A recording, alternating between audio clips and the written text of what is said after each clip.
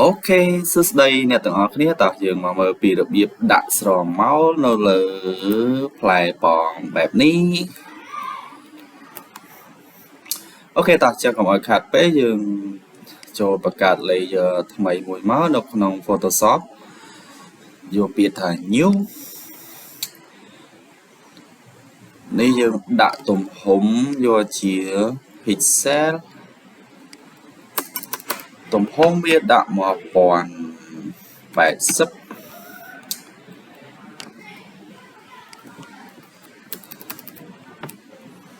កម្ពស់វាដាក់មក720 solution យក300ចុច create អូខេចឹងយើងចាក់ពណ៌វាស្អាតតិចមកចូលកន្លែង gradient tool ចុចកន្លែងលើនេះចឹងដំបូងយើងដាក់ពណ៌បៃតងចុចអូខេចុចលើកណ្ដាលនេះយកពណ៌ yellow ចុចអូខេចុងនេះយកពណ៌បៃតងដែរមកចុចអូខេ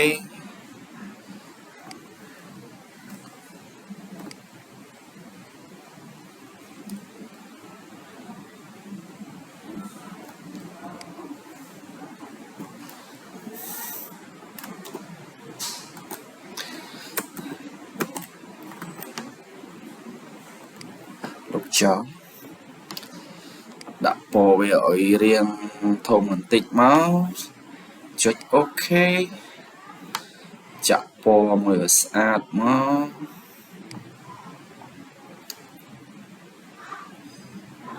អូបប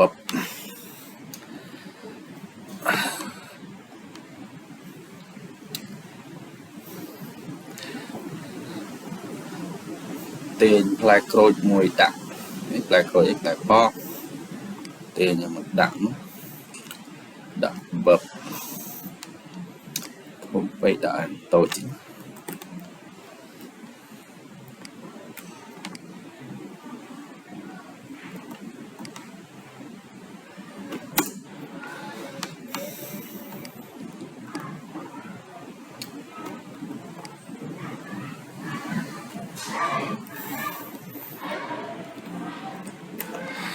ចឹងយើងប្រើ brush tool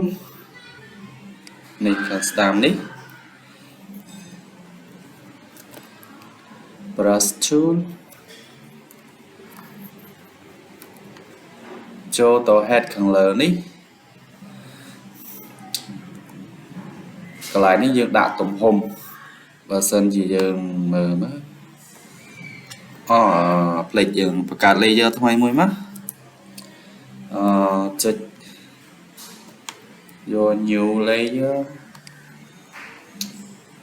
ចឹងនេះវាធំ400វាធំពេក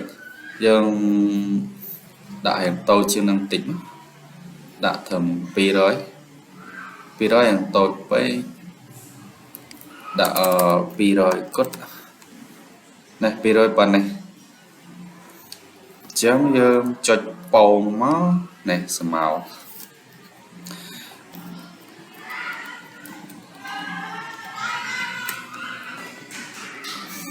ចឹងរបៀបដាក់ស្មៅគឺមានតែប៉ុណ្ណឹង